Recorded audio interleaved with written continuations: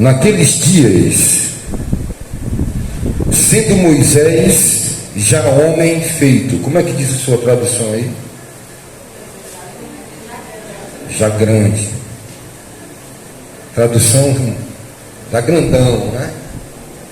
Moisés estava como? Já grande. Já homem, né? Olha só, Moisés já era um homem grande. Grande em que sentido? Formações biológicas. Já tinha nascido pubis, pelos, onde o homem tem pelos. Ele já era um homem com os dedos, as mãos desenvolvidas. Ele atingiu a sua maioridade. Ele atingiu por completo o fechamento das placas do cérebro. Já era um homem feito. Saiu então para visitar os seus irmãos e viu então o trabalho pesado que faziam. Viu também que certo egípcio espancava um hebreu, um do seu povo. Como é que diz a sua tradução aí? Um dos seus patrícios, um dos seus irmãos, né, do seu povo, da sua cidade, da sua nação. Olhou para todos os lados e vendo que não havia ali ninguém, como diz a sua tradução aí? Olhou de uma banda para outra e vendo que não havia ali ninguém, matou o egípcio e escondeu o corpo na areia. Até aí. Amém? Feche seus olhos. Deus, pela tua infinita misericórdia, nós precisamos ouvir a tua palavra. Que os nossos corações estejam abertos para a voz do teu Espírito.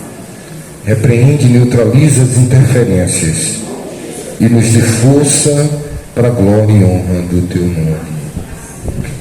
Amém? Meus amados irmãos, todos nós temos sonhos, temos projetos arquitetados para realizar. As Escrituras acabou de nos revelar que Moisés já era um homem, dotado de todas as suas faculdades mentais, desenvolvidas as suas funções cognitivas.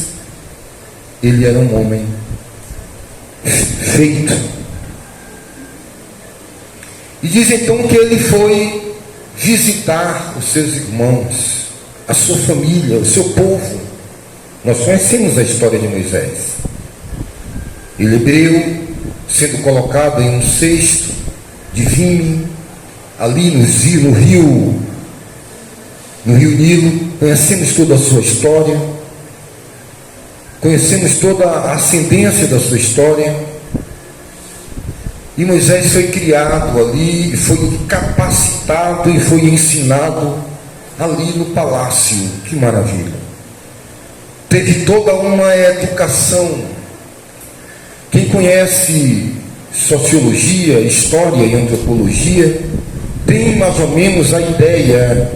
Quem estuda astronomia, quem estuda arquitetura, sabe do que eu estou falando em respeito ao Egito, a sua sabedoria, aquilo que compunha a sua arquitetura, a sua matemática, o conhecimento das estrelas, o conhecimento de toda uma astronomia, o posicionamento das construções, a ponto que hoje não temos tecnologia para reproduzir uma pirâmide que foi construída há cerca de 3.000, 4.500 anos atrás.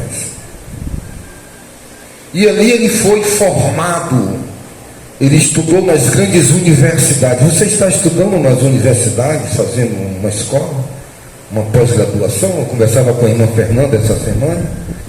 Teremos aqui uma doutora graduada, Mateus ali estudando, né? O irmão Adelso já é um doutor da matemática, outros irmãos aqui que estudam. E ali Moisés estava sendo capacitado com o que há de mais tecnológico, o que havia de mais cultural, de mais sapiente e racional que pudesse. Era ali uma cultura própria, não era uma cultura grega, não era uma cultura romana, era uma cultura e uma educação egípcia, sem nenhuma influência ou miscigenação, mistura de qualquer outra cultura de outro povo. Eles eram os egípcios, algo particular e peculiar deles. E ali Moisés, já grande, formado, não sei, mas me parece que ele já vinha observando algumas coisas. Homem inteligente, com uma mente auspiciosa, já observava de forma administrativa que toda aquela pujança que havia no Egito, toda aquela glória, toda aquela riqueza era ostentada pela base da pirâmide, os escravos, que era o seu povo. Talvez ele já observava algumas características do seu corpo, e como um homem muito sábio e muito inteligente, da sabedoria e da inteligência egípcia, ele já observava aquilo desde sua juventude. Chegou um momento onde ele já se sentia independente, grande, formado. Ele resolve descer ali aos vales dos escravos, onde se amassava o barro para Faraó. Ele vai no gueto, ele vai talvez nas favelas, ele começa a observar ali a carência daquele povo. E o que é que acontece então com Moisés? Ao chegar ali, ele começa a observar que alguém estava maltratando um dos seus irmãos, que alguém estava batendo ali firmemente, maltratando, talvez chicoteando, e ele já desde muito jovem, ele já programava dentro dele, de que ele tinha que fazer algo para livrar a mamãe daquilo, ele tinha que fazer algo.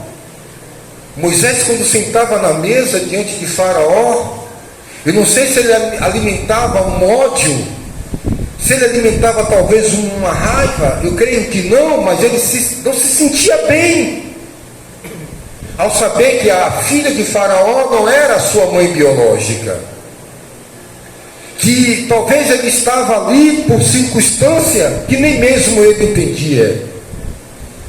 Ele colocava aquele fazão, aquela carne de codorna, aqueles manjares que descia travando em sua garganta, mas ele tinha que se alimentar para a sustentação da sua vida física biológica. Mas ele não tinha prazer em nada daquilo, porque ele sabia que enquanto ele estava comendo aquele bom pão, aquela boa ração, aquele bom alimento, a sua mãe, o seu pai e os seus irmãos estavam debaixo dos chicotes, estavam debaixo das opressões dos egípcios. Sabia que aquele bom trigo que fazia aquele ótimo pão quentinho vinha de um trabalho de escravos que era a sua família, vinha do sangue que escorria dos chicotes que batiam nas costas dos seus primos, dos seus tios e do seu povo. E Moisés então alimentava dentro do seu coração desde sua juventude, de sua infância. Talvez observava a composição dos seus traços físicos, que não era igual aos egípcios. Ele já talvez fosse até chicotado, fosse feito de bobo da corte, talvez na escola, talvez entre a roda dos amigos, entre os seus irmãos de criação. Um filho ilegítimo, é um bastardo, ele é uma pessoa, um filho de criação, não é herdeiro.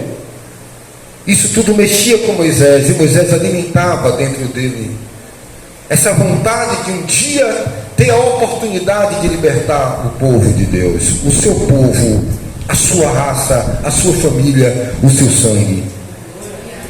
E ali quando ele vai, ele começa a ver com seus olhos aquilo que ele apenas tinha ideia.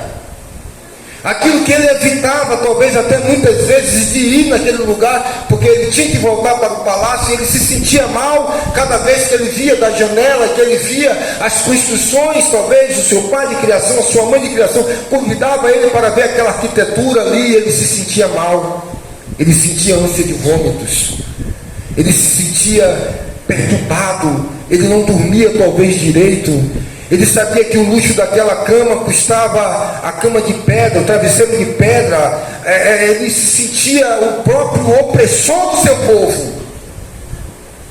Ele sentia que indiretamente ele era o opressor do seu povo. E lá de repente ele vai fazer essa visita.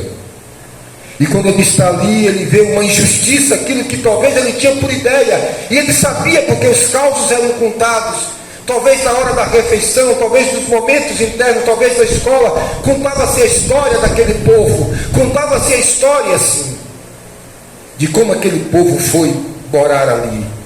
E ele nos livros de história pesquisava e sabia que aquela nação, aquele povo foi formado dentro do Egito através de um homem chamado José. Ele conhecia a história como ninguém e ele ia pesquisando a antropologia da sua raça. E de repente então ele vê ali naquele exato momento alguém maltratando o seu povo. E ele disse, e ele falou consigo mesmo, e olhou para um lado, olhou para o outro e disse: aqui é a minha oportunidade. Aqui eu vou começar a dar o meu grito de independência e eu vou dizer para todos eles agora, para que é que eu vim aqui? Mas ele não queria mostrar mais ainda para ninguém, porque ele olha para um lado, ele olha para o outro, e ele vê que não há ninguém ali naquele momento. Ele não estava atrás de cartaz, não agora. Ele não estava atrás de aparência, de mostrar para ninguém, mas ele queria mostrar e confirmar para ele mesmo que todo aquele pão comido, amassado e suado pelos seus irmãos que eram escravos, agora chegou o exato momento dele levantar a bandeira e a partir dali ser um estadista e um libertador. E a primeira atitude que ele tem é começar a matar os inimigos. E ele de repente olha para um lado e olha para o outro, não tem ninguém. E aí agora eu começo a matar. E deu um murro a lá Mike Tyson. Talvez se bateu na queixada ou na têmpora, e aquele homem ao cair morreu. Ele colocou em seu braço toda a força, toda a vontade, todas as suas expectativas de libertação, e foi um mega murro. Bateu e derrubou o egípcio. Ele cavou um buraco, enterrou e disse: aqui agora nasce um novo homem, o Moisés libertador. Aqui agora nasce um homem poderoso e que vai trabalhar dentro dos bastidores, dentro das entranhas, e vou criar situações para libertar o meu povo. Mas de repente ele se sentia preparado na administração, se sentia preparado nas contas matemáticas, se sentia preparado e educado na filosofia, em todos os amparos do mundo e do Egito. E de repente conhecemos que uma das situações de Moisés, logo depois de outra oportunidade, ele vê alguém brigando ali, ele tenta elucidar o problema, sabia quem era o culpado, e alguém olha para ele e disse: você é juiz? Você é algum libertador? Você está sob o meu comando aqui? Você pensa que eu não vi o que você fez? Você pensa que eu não vi? Pois eu vi, tá? Quer fazer a mesma coisa? E Moisés ficou assim, dizendo: o que é que esse camarada deve estar falando? Eu olhei para um lado, olhei para o outro, não tinha ninguém. Talvez não tenha ninguém, mas o eterno alguém, o Todo-Poderoso, está me vendo. Está dentro de casa, está no trabalho, não tem ninguém, mas Deus está me vendo. Nós temos falado muito que é bom falar para Deus a verdade, porque Ele já sabe a verdade, mas Ele quer de você a verdade. Vai me matar como matou o egípcio? E vai enterrar na areia quente? E Moisés ali parece que recebe um estalo. Pá, não é tão bem assim como eu penso. E Moisés fugiu. E Moisés teve medo da perda da sua própria vida. E aqui nós vamos começar em rápidas palavras, uma jornada que seria uma jornada extensa, se fôssemos falar os detalhes desses assuntos. Moisés então foge. E eu quero dar uma pausa aqui em Moisés no deserto para falar sobre um assunto que ilustra um pouco aquilo que diz respeito às nossas ânsias, às nossas expectativas e às nossas vontades de ser algo para Deus. Na década de 90, um presidente do nosso país, chamado Fernando Collor de Mello, cujo seu pai se chamava Lindolfo Collor, foi ministro do Trabalho e trouxe grandes problemas para a classe operária no Brasil. Foi um homem odiado por muitos. Natural ali da região de Alagoas, Fernando Collor então fez um projeto para que as pessoas pudessem realizar os seus sonhos. Ele fez algo que ninguém nunca no Brasil fez, a ponto que a pessoa colocar R$10 de um dia para a noite e tirava 20. Se a pessoa colocasse R$100 hoje, meio-dia, amanhã, meio-dia, ela tirava 200. Se ela colocasse R$1.000, no outro dia, 24 horas de relógio depois, tirava R$12.000. O brasileiro então começou a sonhar com a independência.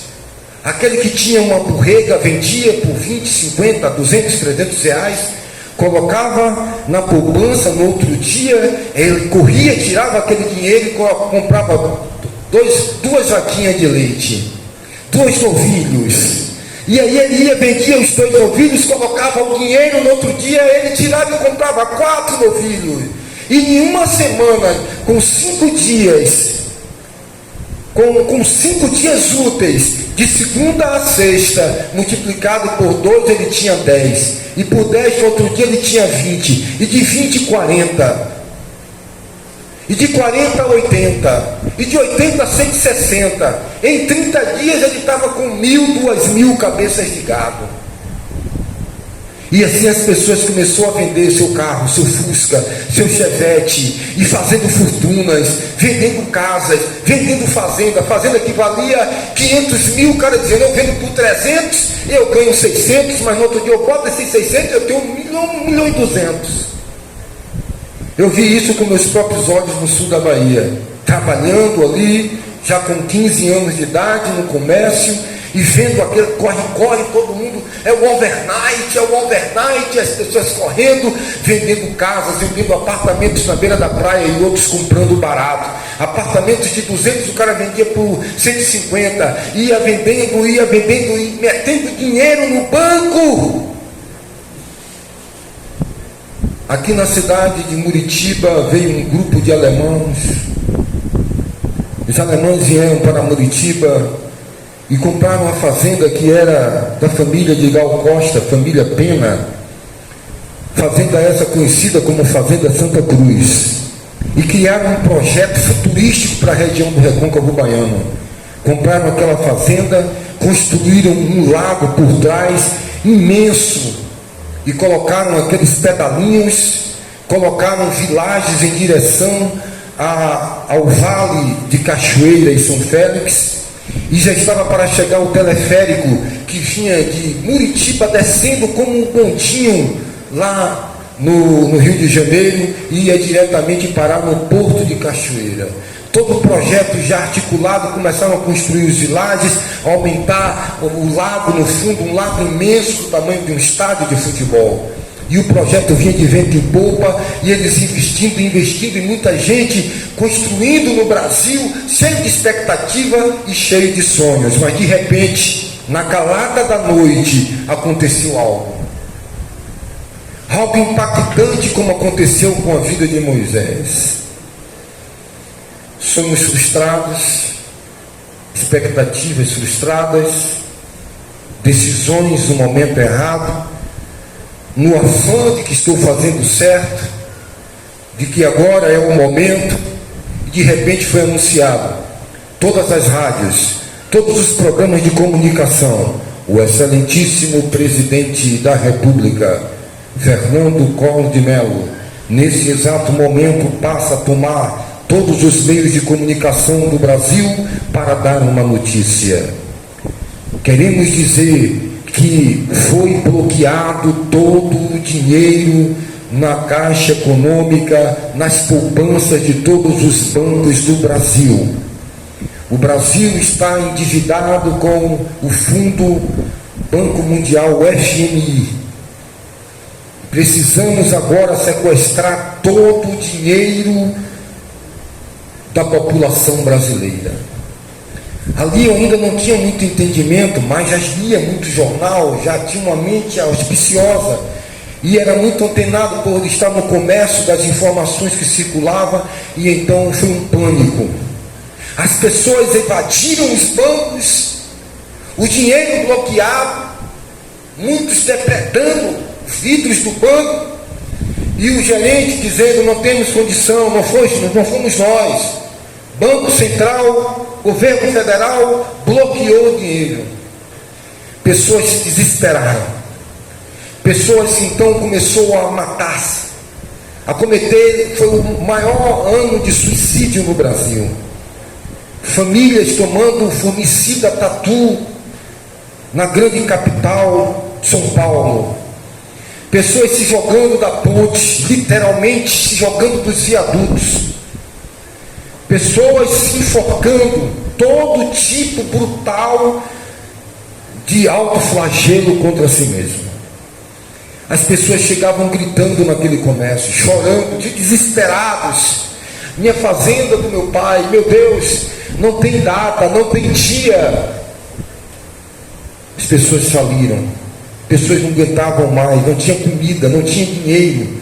Pessoas que venderam até carro de mão, bicicleta, moto, venderam tudo, galinha, vendeu pato, vendeu cachorro. Se pudesse, vender os filhos e a mulher e o marido. E agora não tinha R$1 para comer, fazendeiros, pessoas. Foi algo terrível no nosso país. Frustrações, expectativas, planos. Eu conheço pessoas que não conseguem voltar à sociedade. Conheci homens, irmãos, que não conseguem voltar em uma construção que iniciou. Você não sabe qual é o vazio, a frustração de pessoas que não conseguem voltar para os seus pais. Porque é duro demais a realidade. Eles fogem. Eles fogem quando eles voltam para a fazenda e chegam lá, eles estão tão depressivos que eles, quando chegam na porteira da fazenda, e eles lembram do que aquela fazenda foi, e de um plano que eles começaram a fazer ali, e começaram a construir o moinho, começaram a construir o curral, e de repente perdeu a esposa. De repente, no percurso da jornada, um acidente de um filho, que ele deu um carro, um Escort conversível, era jovem demais, e entrou debaixo de uma carreta, e saiu do outro lado da carreta, sem um pescoço e sem os braços. E o pai se sente culpado, e pune a si mesmo em uma punição dolorosa, severa e prolongada, em uma depressão, deitado em uma cama, em um quarto escuro. Você não pode compreender a dor daquele que está paraplégico e todos os dias ele apoia as suas duas mãos na cadeira e tenta se colocar de pé. E trêmulo dá um primeiro passo e o segundo passo, e alguém do outro lado diz: ande direito. Pare de ser uma pessoa dissimulada, se ponha de pé sobre os seus arpegos e ande firme. Quando você não sabe o esforço que aquela pessoa está fazendo, a dor em todos os seus nervos para se manter de pé, trôpego, e cambaleante. Se você soubesse a dor do outro para estar aqui hoje pela manhã, lutando contra todas as vozes, lutando contra débitos, problemas, dificuldades, você não exigiria do outro, apenas exigiria de você mesmo. Nós vivemos uma geração perfeccionista, mas que exige a perfeição do outro, cujo qual é a perfeição que não exige de si mesmo. Pessoas que estão frustradas, que perderam a esperança, que perderam as expectativas da vida. Moisés evade ao deserto, sem nenhuma experiência do deserto. Moisés foge de traumas. Moisés foge de uma expectativa de libertar o seu povo frustrada. Frustrada porque Moisés queria fazer algo de si mesmo. Frustrada porque Moisés tomou a sua própria iniciativa. E tem certas coisas que não dependem de nossas capacidades cognitivas. Tem coisas que não dependem nem da nossa hora, nem do nosso momento, nem do nosso querer, nem da nossa vontade. E Moisés ali evade contra a poeira. Moisés ali evade, recebendo apenas sobre o seu rosto tempestade de areia, grânulos de quartzo, soprado pela velocidade de 100 km por hora, que bate, fura e faz sangrar. E que se olhar cara a cara para a tempestade de areia, a cegueira é certa. E Moisés evade contra escorpiões, contra centopeias, contra leões, contra assaltantes, contra ladrões do deserto, contra mercenários, contra peregrinos, contra o que há de pior. Moisés evade contra toda a segurança do Egito, que agora ele queria destruir e agora ele sente falta. Mas ele não foge só disso, ele foge dele mesmo.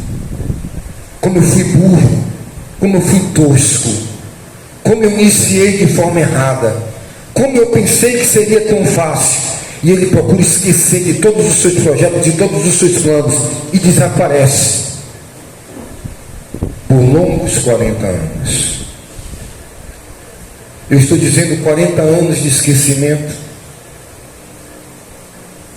40 anos sem ver a face do seu pai, da sua mãe, dos seus irmãos, sabendo que eles estavam sofrendo 40 anos, talvez a idade de muitos aqui, talvez 70%, 20%,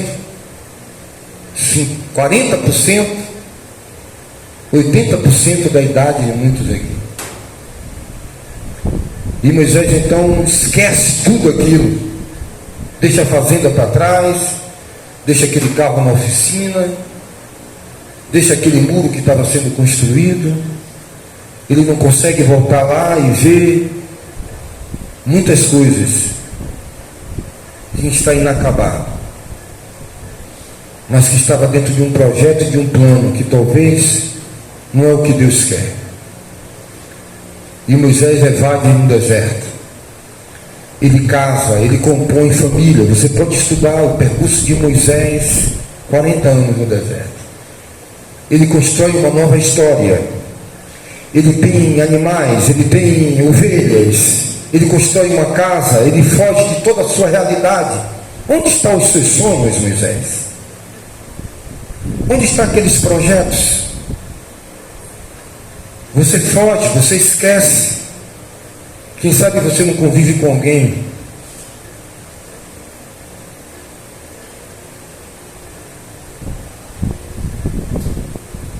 Quem sabe você não convive com um pai e com uma mãe que tem projetos, que senta na mesa, talvez olha para você e se sente frustrado porque o projeto que ele tinha para você não é o que você está vivendo. Talvez você olhe para sua filha e vê que o que você queria para ela quando colocou ela na escola e arrumou ela, no primeiro dia que você levou ela para o maternal. Deus me dê graça para me concluir essa mensagem. Talvez você esteja olhando para um filho seu, que você fez tantos projetos, e você se sente que você fracassou. A empresa que você montou fracassou. A construtora que você tinha um sonho, começou até a pensar até em comprar uma betoneira e contratar alguns profissionais, fracassou. Quem sabe você está com um projeto de um fogão a diesel que não está ainda a todo vapor, mas você tem todo um sonho dentro do coração de ser uma grande empresa, de ser uma grande pizzaria. Talvez você não pense isso, mas já pensou outras coisas. E Moisés escondia muita coisa de muita gente. Zípora, sua esposa, talvez não sabia de sua história. Jetro, seu sogro, não sabia dos seus planos. E todos os dias lá ele tentava esquecer o seu nome, tirado das águas. Todo um projeto, todo um aparato. Talvez ele perguntasse, para quê? 40 anos foi suficiente para apagar muitos planos, muitos sonhos e muitas expectativas. Eu tenho certeza que 40 anos de deserto, 40 anos de luta, de dificuldade, é um tempo suficiente para apagar muita coisa nas nossas vidas. E de repente, lá um dia como qualquer outro dia, a hora como qualquer outra hora, ele sobe como sobe todos os dias, 40 anos. 40 multiplicado por 365 dias, ou 366 dias para os anos bissextos. Um cantinho de água, de pelo, de cabra, encajado por causa da idade, já não tem mais a mesma força daquele jovem de 40 anos atrás, com 40 anos de idade, vivido no Egito, 40 anos aprendendo administração e tudo mais. 40 anos depois de deserto, de luta, de ter as mãozinhas de herdeiro do trono, príncipe, que só pegava na caneta as peles de Davene e de hidratantes da Natura, pezinhos calçados com os melhores sapatos de pelo de camelo, e de repente ele estava ali 40 anos segurando com suas próprias mãos a força bruta e descomunal de animais, que muitas vezes escorregava das suas mãos e saía fumaça e queimava, e já não queimava mais depois de 40 anos. Ele conhecia como ninguém quando iria gear, ele conhecia como ninguém quando ia chover, ele conhecia como ninguém quando vinha tempestades de areia, ele conhecia como ninguém quando a temperatura ia elevar, quando raios ia cair, ele conhecia como ninguém como subir uma montanha e os lugares e a forma de subir em zigue-zague para amortizar as pressões do sistema locomotor sobre a coluna vertebral, o peso sobre as juntas dos membros, os artelhos do pé. Ele tinha técnica de montanhista. E um dia comum, depois de 40 anos, 80 anos, talvez esperando o dia da morte, talvez ali observando as ovelhas, e ele olha para aquilo que ele olhava todos os dias nesses 40 anos, e ele olha para o mesmo lugar, uma paisagem que lhe é de cotidiana, que lhe é normal, há 40 anos naquele quarto, há 30 anos olhando para sua mãe. Você sabe quando ela está alegre, quando está triste, você sabe do seu pai, você sabe de coisas,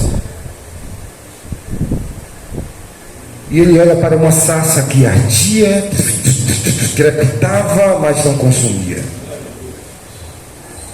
Talvez ele já tenha visto isso outras vezes, sol muito quente, pega fogo, queimadas. Aqui no nosso país tem queimadas por causa do sol quente. Um raio talvez caiu na mata, aquilo acontecia, ele já sabia disso, talvez uma queimada, um raio, um fogo. Mas ali havia um fogo diferente. A chama queimava, a chama crepitava, mas a chama não consumia. E de dentro da chama uma voz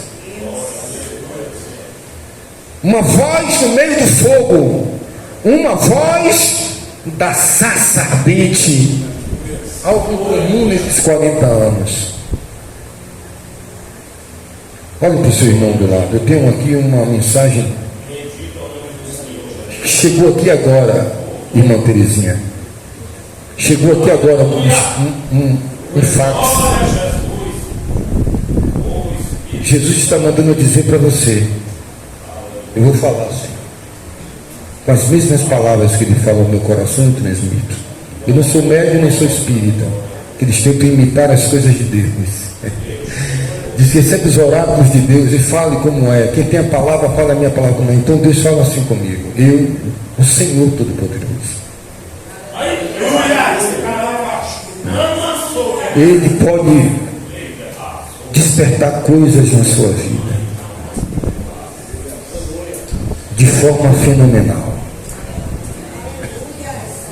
por caminhos que não são os seus caminhos, por momentos que não são os seus momentos. Ele pode dar um estalo que foge da sua linha de raciocínio humano, que foge daquilo que você quer compreender e entender tudo. Ele pode manifestar a glória dele na sua vida, fazendo você pisar na água e não afundar. Ele pode mudar toda a sua racionalidade, alimentando uma multidão com 3 pães e 2 peixinhos. Sim, ele pode despertar. E do meio da sarça, pela primeira vez, se manifesta aquilo que ele só lia nos livros. Moisés, tira a sandália dos teus pés, porque o lugar que tu pisa é santo. Meu Deus, eu tenho 80 anos de idade. Que voz é essa? De trovão, de relâmpago, como o som de muitas águas. Moisés rapidamente, talvez ele se abaixa com o próprio calcanhar e ele olha para dentro, arregala o olho para ver se consegue discernir se tem um homem atrás da pedra, se é o egípcio que ele matou e que assombrava ele todas as madrugadas, dizendo: tu é um assassino. Toda vez que ele olhava a areia no deserto, ele lembrava de alguém que fez da própria areia a sepultura, a tampa do caixão de alguém. Moisés,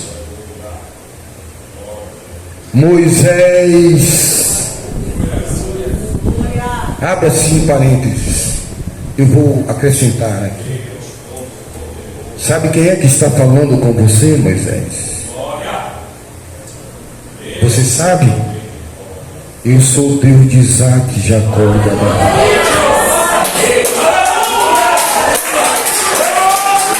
Eu sou o Deus de Abraão, Isaac e Jacó. Eu não sei Moisés, mas eu ia começar a tremer. Quando aquela voz falou a Abraão, Moisés entendia que há 30, 60, com 20 anos de idade, com 10 anos de idade, quando ele tinha oportunidade, ele dava uma rotazinha de fuga. A mamãe dele dizia para ele: nós somos hebreus.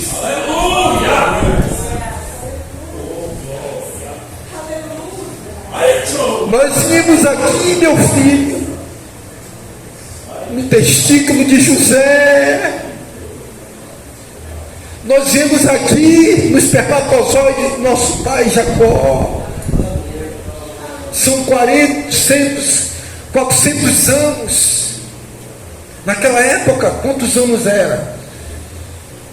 380, 360, ela falando aquilo. 80 anos depois, irmão, 440 anos. Longe da expectativa, longe dos projetos frustrados de um homem que agora está velho, cansado, mas que não abandonou o seu ofício, porque soube que uma ovelha estava engarganchada a 8 horas de relógio de subida íngreme em uma montanha. E quem já subiu montanhas altas sabe que ao subir, quem não tem costume, sobe e desce com os testículos inchados e os sapatos que não prestam para nada. Apenas uma montanha de 2, 3 horas de relógio que eu já subi, íngreme, uma subida de 10, 18 quilômetros de altura, 5, 6 quilômetros. E você no outro dia está com os testículos inchados, as batatas da perna doendo. E aquele homem com 80 anos de idade, ele olha para aquela voz, e aquela voz disse: eu te escolhi. Olha para os meus olhos, irmãos. Eu te escolhi e tu vai libertar o meu povo. Tu serás o libertador de Israel. Quando ele ouve aquilo, ele cai vertiginosamente em uma queda livre, como se estivesse passando por um portal dimensional, um buraco de minhoca, como ele estivesse entrando em um túnel de um tempo, rodopiando em parafuso, uma expressão técnica da aviação, quando um dos aviões perde a rabeta que dá equilíbrio, e ele desceu em parafuso há 40 anos, dando um murro, quando ele teve a sua primeira tentativa frustrada dele mesmo, de si mesmo.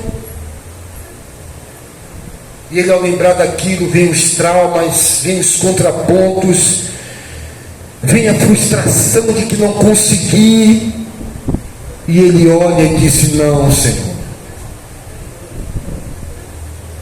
Aquela alegria,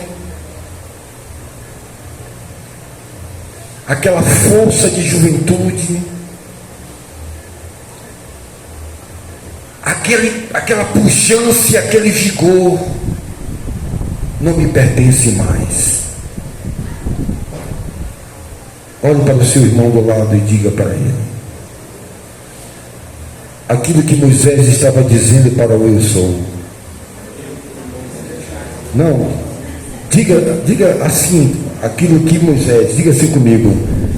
Moisés olhou para o eu sou e disse assim: eu fracassei. Olhe para o seu irmão do lado e diga assim: eu fracassei. Talvez você tenha fracassado e se sinta um fracassado como marido. Os anos foi passando e você não conseguiu dar aquele vestido, dar aquele carro, dar aquilo que você queria dar e ser o que você queria ser.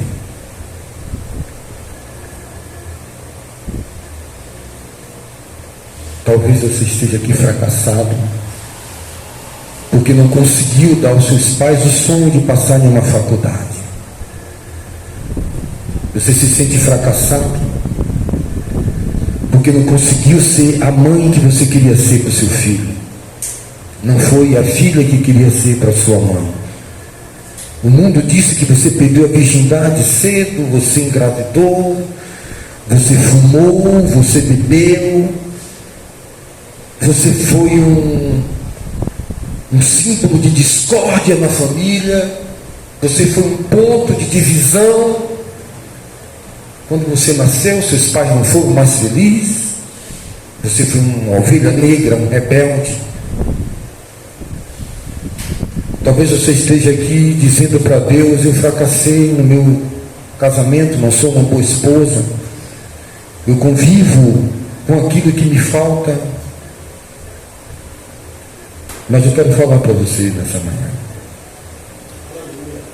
Todas essas exigências, eu vou repetir, 99% das exigências que você carrega não são exigências de Deus.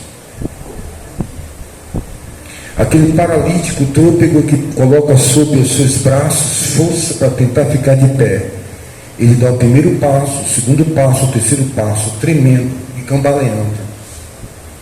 E toda uma multidão olha para ele e diz: ande direito, deixe de vitimismo, deixe de autopiedade, vá, seja homem. Eu tinha 13 anos de idade, 14 anos, e meu avô estava reformando o armazém. E ali tinha uns trabalhadores braçal com um pilão na mão, apilando, para poder dar o contrapiso. E eu nunca gostei de ficar parado, e sempre que eu gostava de demonstrar para os meus pais que eu era trabalhador, para meus avós, para meus parentes, pedi licença ao trabalhador que estava muito suado, e digo: vou lhe ajudar aqui. E comecei a pegar aquele cepo de madeira com um caibo pesadíssimo, ia suspender. A primeira vez que eu suspendi, eu estava com força nos nervos e eu percebi que aquilo era muito pesado, mas eu tinha sangue nos olhos, sangue na goela, não queria dar-me por vencido, e continuei batendo aquilo, e os trabalhadores olhando, e eu chega a abalar aquele salão do armazém, e no momento, lá para 60ª vez, na 20ª vez, eu comecei a perder a coordenação motora da direção daquele socador. De repente, meu irmão, quando eu perdi a coordenação motora, já suado, não tinha talvez me alimentado ainda, na merenda da tarde, quando suspendi, o cabo veio em direção do meu olho,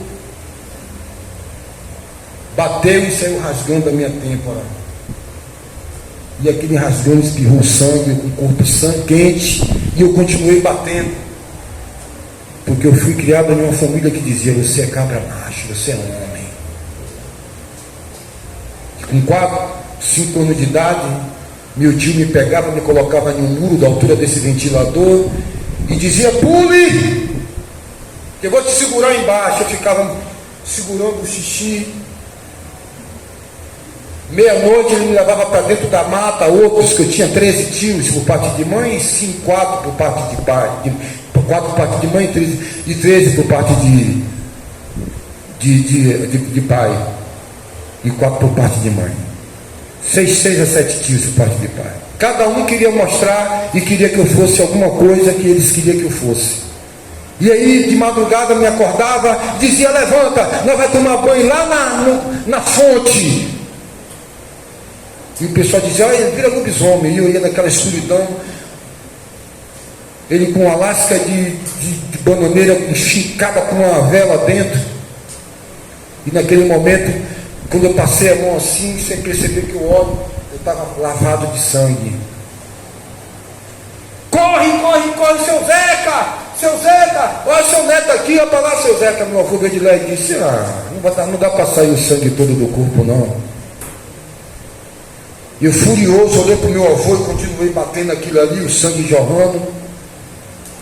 Aí é família de cabra macho, bom, meu rapaz, isso aí é um arranhãozinho, uma mordida de uma formiga. Dentro de mim dizia: miserável. Talvez, irmãos, você esteja aqui se sentindo fracassado. Fracassado porque colocaram tanta exigência em você e você não conseguiu responder à altura das expectativas de alguém. Você precisa tirar nota 10, você tirou 8, não está bom ainda. Você tirou 9,5, não está bom ainda. Quem sabe você foi criado por pais narcisistas que tenta colocar em você as frustrações daquilo que eles não conseguiram ser. Queria até ser astronauta e quer que você seja a todo custo um astronauta. A maioria do peso da nossa cruz, a maioria das coisas que são impostas sobre nós, não são exigências de Deus. Nós estamos preocupados muito com a decoração da nossa vida. Estamos esquecendo da função. Você pode ser cego, você pode ser surdo, você pode ser aleijado, você pode ser analfabeto, mas Deus não quer nada disso. Ele quer apenas que você tenha a função de um vaso. Um vaso pode ser cego fisicamente, não vai dar para ser motorista de ônibus, mas vai dar para ser um vaso. Eu estou pregando para pessoas talvez que tenham deficiências aqui nessa manhã, e que se esforça como um paralítico tôpego para ficar em uma cadeira, todo dia tentando bater o ponto, todo dia tentando bater a média, todo dia tentando bater a meta. O dono disse: a meta hoje é vender R$1.000, senhor vendedor de sapatos. A meta hoje aqui é vender 1.000 coxinhas. Quem é que dá as metas? Calma, Moisés, você não tem que fazer nada, é a minha graça. Moisés aprendeu isso lá na frente, quando ele disse assim: Senhor, eu não irei. Eu não irei, Senhor. Depois de um mar vermelho aberto, depois de tanta glória, depois de 10 pragas sobre o Egito, Deus disse: Moisés, agora eu vou enviar o meu anjo para ir contigo. E Moisés, contundente, disse: eu não vou. Oxi, eu estou enviando o meu anjo, Leila. Senhor, eu não vou. Tá bom, você não vai não? Então me dê um porquê. Me diga. Eu aprendi, Senhor, que tudo acontece se o Senhor estiver comigo. Olhe para o seu irmão do lado e diga para ele: você é um galho. Se tiver na videira, dará muitos frutos. Porque sem mim nada podeis fazer. Se você está frustrado, se você se sente fracassado porque tomou um copo de cerveja e ouviu o pagode, aquele pagode que o senhor gostava, irmão Adelso, como é Raça Negra. Se você diz: Senhor, eu fracassei. Por que você fracassou? Porque eu fui na praia e tomei banho de bermuda. Senhor, eu fracassei porque eu coloquei uma argola. E quem disse? E quem foi que falou que Deus exigiu isso ou aquilo de você? Muitas pessoas estão dentro de um sistema humano. Senhor, eu tenho orado, mas não tenho orado no monte. Nessa manhã eu te convido para abandonar a cruz dos homens. Aleluia. Nesta manhã eu te convido para você abandonar aquilo que você acha que você fracassou porque não cumpriu. Eu estou lhe convidando nesta manhã para você abandonar o padrão FIFA de qualidade e abraçar o padrão divino na tua vida. Eu vou repetir de novo. Eu estou te convidando para você abandonar o padrão FIFA de qualidade, o padrão dos homens, o padrão de regras sobre regras, e abraçar aquilo que Deus disse para Abraão com 100 e tantos anos de idade: anda em minha presença e ser perfeito. Vamos começar a tirar a sandália dos nossos pés, porque vai começar uma jornada na sua vida. O tempo, a hora e o propósito é Deus. Deus colocou o querer no coração de Moisés, libertar o povo dele, mas não colocou efetuar. Aguarde Deus dizer para você, Elias, agora é a hora de se apresentar a Acabe. E se de repente você se sentir fracassado e ir para um lugar onde Deus não mandou, Ele vai te visitar, ou no fogo, ou no terremoto, ou numa brisa suave. E vai mandar você comer para andar 40 dias, no caso Moisés 40 anos. Feche seus olhos, eu quero orar pela sua vida. Ó Deus, seja qual for a perda, seja qual for a frustração